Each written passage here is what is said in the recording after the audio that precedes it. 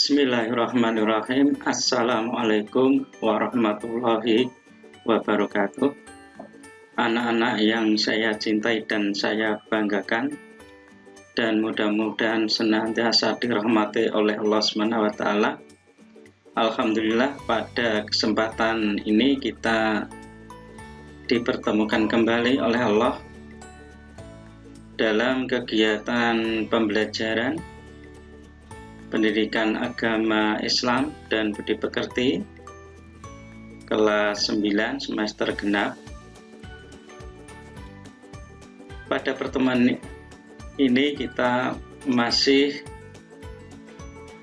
dalam situasi pandemi, oleh karena itu kita masih belajar secara daring. Mudah-mudahan meskipun secara daring, semangat belajar anak-anak tetap tinggi, kita senantiasa diberikan pertolongan oleh Allah, senantiasa disehatkan oleh Allah SWT, kita senantiasa ditambahkan ilmu dan kepahaman pada kita, sehingga ilmu yang kita pelajari nanti mudah-mudahan dapat kita amalkan dalam kehidupan sehari-hari ini. Anak-anak, pada kesempatan ini kita akan membicarakan atau belajar tentang tata krama, santun, dan malu. Jadi kita ini diciptakan oleh Allah, selain sebagai makhluk individu juga sebagai makhluk sosial. Kita tidak bisa hidup sendirian, kita senantiasa membutuhkan orang lain dalam kehidupan ini. Oleh karena itu, dalam hidup bersama orang lain sebagai makhluk sosial ini, kita sebagai orang yang beriman, ini ada aturan-aturan yang telah diajarkan oleh Rasulullah SAW, yaitu hendaklah kita itu memiliki akhlak yang mulia, akhlak yang baik, ya. Di antaranya adalah kita harus memiliki tata krama, ya. Dalam kehidupan ini juga kita itu juga harus memiliki sifat yang santun, ya. Juga kita juga harus memiliki sifat malu sebagai cirinya orang yang beriman ini. Nah, sifat malu itu adalah bagian daripada ciri orang-orang yang memiliki iman. Anak-anak, selanjutnya kita akan membahas tentang pengertian daripada tata krama, sifat santun, dan malu. Yang pertama adalah pengertian tata krama. Tata krama itu apa? Tata krama itu dari kata tata dan krama. Tata artinya aturan atau adat, norma, dan peraturan, sedang krama berarti sopan santun atau perilaku yang santun, tingkah laku yang santun, bahasa yang santun. Jadi tata krama itu artinya aturan atau tingkah laku yang berdasarkan nilai-nilai kesopanan yang sesuai dengan syariat Islam, sesuai dengan, ya, Al-Quran dan As-Sunnah. Kemudian yang dinamakan sopan santun atau sifat santun, perilaku santun, ini adalah merupakan daripada kata sopan dan santun. Sopan itu artinya tertib, menuruti aturan, ya, hormat, ta'zim, atau memuliakan dan beradab. Dengan santun ini dapat diartikan juga sebagai, yaitu sangat sopan atau lemah lembut, ya, berbudi bahasa yang penuh dengan kelembutan, ya, penuh belas kasihan, suka menolong. Ini adalah beberapa pengertian tentang santun. Jadi sopan santun adalah pengetahuan yang berkaitan dengan penghormatan sikap, perbuatan, tingkah laku, budi pekerti yang baik sesuai dengan tata krama, peradaban, dan kesusilaan. Dan juga tadi tidak tinggalan harus sesuai dengan ajaran agama kita, yaitu Al-Quran dan Sunnah. Kemudian pengertian malu atau sifat malu ini adalah bahasa adalah perubahan dan peralihan dari sikap, ya, sikap yang tidak nyaman daripada manusia. Karena apa? Karena takut atau khawatir terhadap sesuatu perbuatan yang tidak baik yang menyebabkan dirinya tadi mungkin nanti bisa dicela oleh orang lain. Nah, jadi sifat tidak nyaman karena melakukan suatu tindakan yang tidak baik, perbuatan yang tidak baik. Dan menurut apa? Ya menurut aturan Allah dan Rasulnya, atau juga menurut mungkin norma-norma yang berlaku di masyarakat. Dan menurut syara, artinya malu itu adalah perangai atau yang membangkitkan seseorang untuk menjauhi perbuatan-perbuatan buruk dan mencegah dirinya dari kelengahan terhadap hak yang menjadi milik orang lain. Ini arti daripada sifat malu. Selanjutnya, anak-anak, tata krama itu harus kita miliki karena ini adalah merupakan suatu akhlak ya yang diajarkan oleh Rasulullah. Bahwa Rasulullah itu diutus salah satunya adalah untuk menyempurnakan akhlak yang mulia. Innama bu'istu liutamima makarimal akhlak. Jadi Rasulullah itu diutus, salah satu tugasnya adalah untuk menyempurnakan akhlak yang mulia ini. Kemudian Rasulullah juga bersabda yang artinya ya, bahwa siapa yang tidak menyayangi orang yang kecil di antara kami dan tidak mengerti hak orang yang lebih besar atau lebih tua di antara kami, ya, maka ia bukan dari golongan kami. Hadis riwayat Abu Daud. Ini juga merupakan salah satu ya wujud daripada tata krama. Jadi kita ini sebagai yang beriman, umatnya Rasulullah, adalah apa? Terhadap orang yang lebih kecil kita harus menyayangi, terhadap orang yang lebih tua kita harus menghormati, karena hak mereka adalah salah satunya harus kita hormati, harus kita muliakan. Sedangkan yang lebih kecil dari kita ya harus kita sayangi.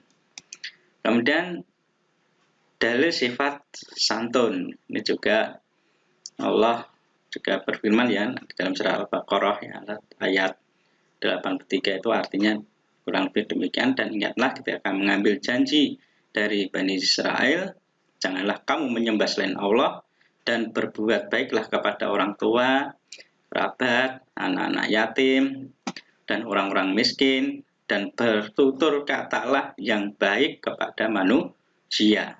Laksanakanlah sholat dan tunaikan zakat. Tetapi kemudian kamu berpaling atau mengingkari kecuali sebagian kecil dari kamu, dan kamu masih menjadi pembangkang. Jadi ini, jadi jangan sampai kita seperti Bani Israel ini ya, yang ini membangkang dari perintah Allah. Diperintahkan untuk ini ya, salah satunya adalah ini menyembah Allah ya, kemudian berbuat baik pada orang tua, kerabat, anak yatim, orang-orang miskin ya. Untuk apa? Kemudian kita diperintah untuk bertutur kata kepada manusia yang baik, yang sopan, yang santun ya. Kemudian diperintahkan sholat, zakat, tapi mereka tidak mau. Jangan sampai kita juga tidak mau mengerjakan ini tadi ya, kebaikan-kebaikan terhadap sesama manusia ini tadi, juga menyembah adalah kita hanya kepada Allah, jangan berbuat syirik. Kita jangan ini kita memiliki sifat santun ini ya, berbaik terhadap sesama manusia ini, maka ini kita akan ya menjadi orang-orang yang beriman, yang sempurna keimanan kita ini. Dan ini kita melaksanakan perintah daripada Allah, ini adalah suatu ibadah kepada Allah yang kalau kita kerjakan dengan sebaik-baiknya, dengan penuh keikhlasan, maka ini akan menjadikan pahala bagi kita. Dan hidup kita juga akan tenang, tentram, bahagia dunia sampai di akhirat. Kemudian sifat malu, salah satu dalilnya ya, diantaranya adalah hadis yang diriwayatkan Ibnu Majah yang artinya ya, bahwa sesungguhnya dalam dirimu ya, dalam dirimu terdapat dua sikap yang dicintai oleh Allah, yaitu sifat santun dan malu. Maka ini agar kita dicintai oleh Allah ya, kita harus memiliki sifat-sifat ini ya, dua sifat ini, santun dan rasa malu ya, agar kita apa? Ini tadi, kalau kita memiliki sifat yang dicintai Allah, berarti kita juga akan dicintai oleh Allah. Tapi kalau kita tidak memiliki sifat-sifat ini ya, meninggalkan sifat ini, maka kita juga tidak akan dicintai oleh Allah. Maka adalah kita tuh santun tadi ya, gak malu. Itu tadi apa malu? Yaitu ya merasa tidak nyaman kalau melakukan suatu keburukan ya, melakukan suatu kemaksiatan ya. Maka kita hindari ya, hindari. Itu menunjukkan kita memiliki sifat malu. Kita terhadap sama tadi kita harus santun sehingga kita akan dicintai oleh Allah. Nah, kemudian macam-macam tata krama. Ini tata krama ini dalam berbagai hal, di antara tata krama dalam berkomunikasi lisan ya, ini di antara contohnya adalah ketika kita berkomunikasi dengan orang lain adalah kita itu memilih kata-kata yang baik ya, menghindari kata-kata yang kotor ya, yang menyinggung perasaan orang lain kita hindari. Kita harus ya berpikir sebelum berkata ini ya. Kemudian ketika berbicara dengan orang lain jangan mendominasi pembicaraan ya, mungkin seolah-olah tidak memberi kesempatan pada lawan bicara kita, jangan sampai. Kita juga harus ya memberikan kesempatan pada ya lawan bicara kita untuk juga mengungkapkan apa yang menjadi ya isi hatinya yang perlu diungkapkan pada kita. Kita juga harus mau mendengar dengan sebaik-baik. Kita harus menjadi pendengar yang baik juga. Kemudian tidak memotong pembicaraan ya dari lawan bicara kita ya. Kalau bergurau jangan berlebih-lebihan ya, itu juga nanti kan berakibat tidak baik kalau kita mungkin berlebih-lebihan ya, melampaui batas itu ya. Mungkin bercanda ya bisa biasa saja, sewajarnya saja.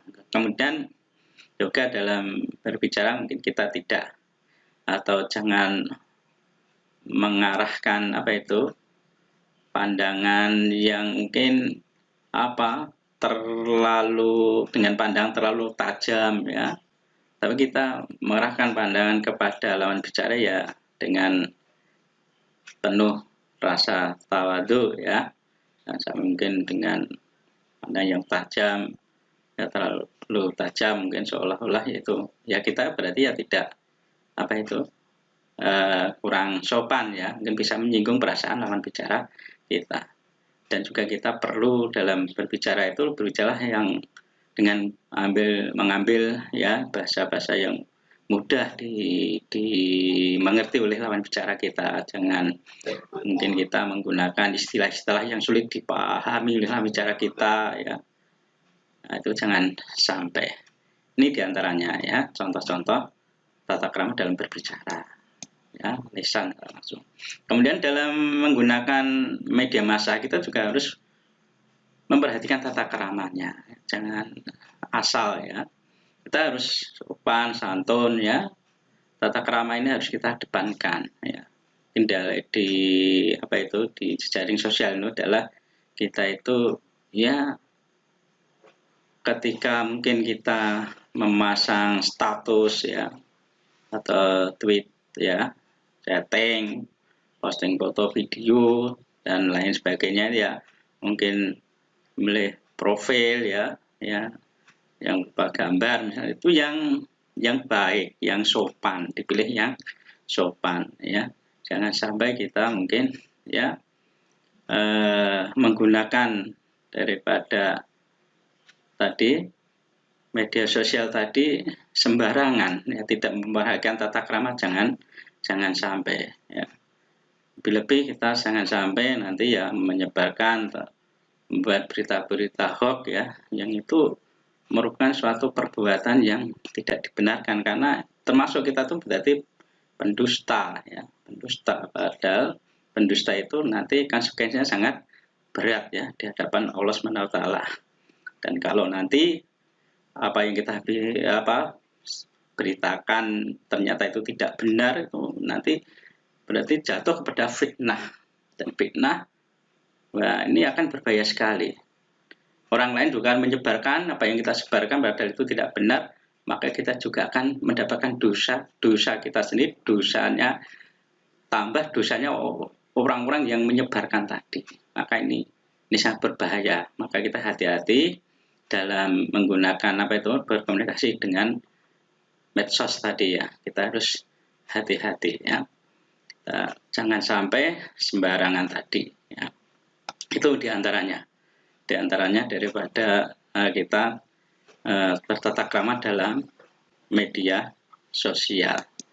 Kemudian juga anak-anak, tata krama dalam bersikap, mungkin ya kita berkomunikasi dengan orang lain itu tidak hanya sekedar ya lesan, mungkin juga dengan tingkah laku perbuatan kita dengan anggota badan. Ya, ini juga akan menunjukkan ya akhlak kita, ya isi hati kita. Mungkin dalam kita berkomunikasi dengan orang lain ya, jangan sampai kita itu silang kaki, silang tangan, itu jangan sampai ya, itu kan ya tidak sopan ya. Kemudian apa itu, kalau melakukan ya mandang tadi, yang mandang dalam bicara kita tadi ya, dengan itu jangan berlama-lama dengan pandang yang tajam, itu kan juga tadi tidak sopan ya, tempo singkat saja, seperlunya saja ya itu. Kemudian posisikan ketika kita mungkin berkomunikasi dengan orang lain itu dengan keadaan yang santai ya, tidak tegang ya. Kita mungkin sesekali bisa menganggukkan ya, menganggukkan kepala kita ya, menganggukkan dengan menganggukkan kecil ya. Ini menunjukkan kita itu ya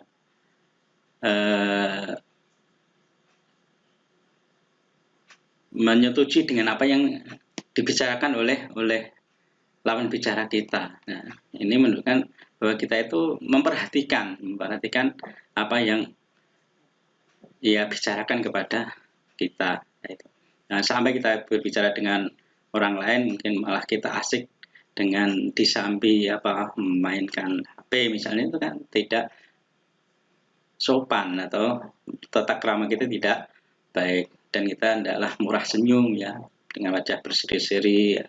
Itu adalah diantaranya daripada tata krama dalam bersikap ini, dan masih banyak lagi. Kemudian anak-anak, dalam berpakaian kita juga harus bertata krama, yaitu pakailah pakaian yang menutup auratnya. Tujuan pakaian itu adalah salah satunya, yang utama adalah menutup aurat ya. Kalau laki-laki auratnya ya dari pusar sampai lutut ya, dan kalau perempuan seluruh tubuh kecuali muka dan telapak tangan. Nah, itu ditutup auratnya ya. Tujuannya pakaian itu untuk menutup aurat dan juga untuk ya itu tadi sebagai hiasan ya, agar kita ya kelihatan ya rapi ya, kelihatan ya indah lah. Makanya nanti ini pakaian ini di samping menutup aurat juga pakai pakaian yang bersih, yang pantas. Juga ini jangan sampai terlalu tipis dan sempit ya.